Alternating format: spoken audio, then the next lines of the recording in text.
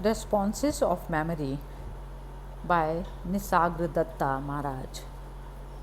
Devotee asked, some say the universe was created, others say that it always existed and is forever undergoing transformations. Some say it is subject to eternal laws.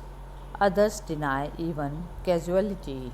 Some say the world is real, others that it has no being whatsoever.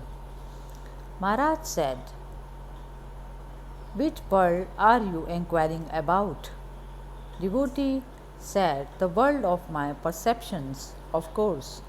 Maharaj said, the world you can perceive is very small world indeed, and it is entirely private.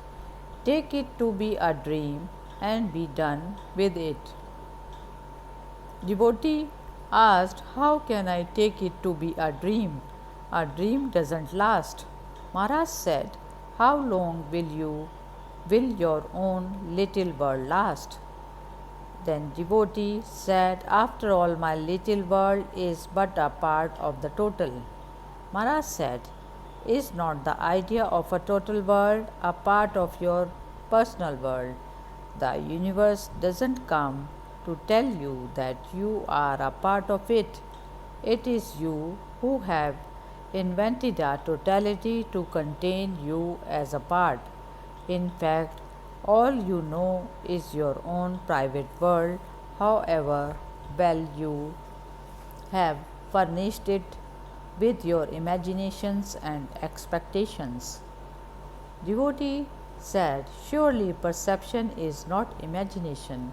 Maharaj said, what else? Perception is recognition. Is it not? Something entirely unfamiliar can be sensed but cannot be perceived. Perception involves memory.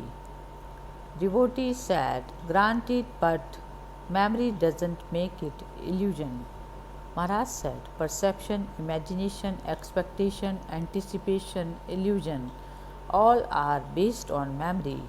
There are hardly any borderlines between them.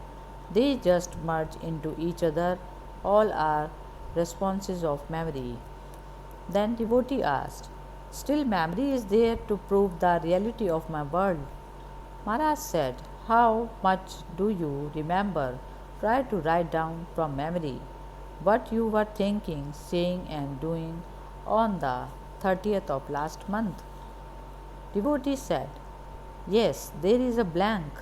Maharaj said, it is not so bad.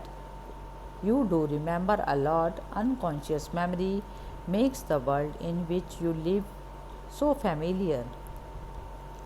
Then devotee said, admit it that the world in which I live is subjective and partial.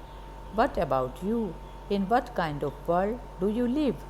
Maharaj said, my world is just like yours. I see, I hear, I feel, I think, I speak and act in a world I perceive, just like you. But with you, it's all with me. It is almost nothing. Knowing the world to be a part of myself, I pay no more attention than you pay to the food you have eaten.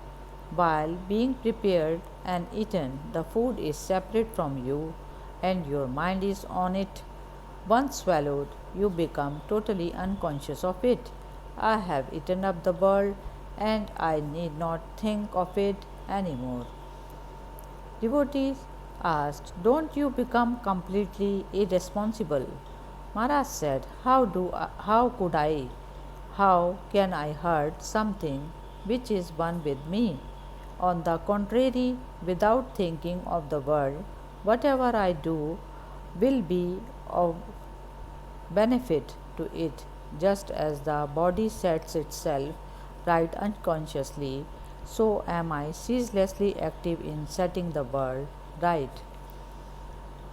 Devotee asked, nevertheless, you are aware of the immense suffering of the world. Maharaj said, of course I am, much more than you are.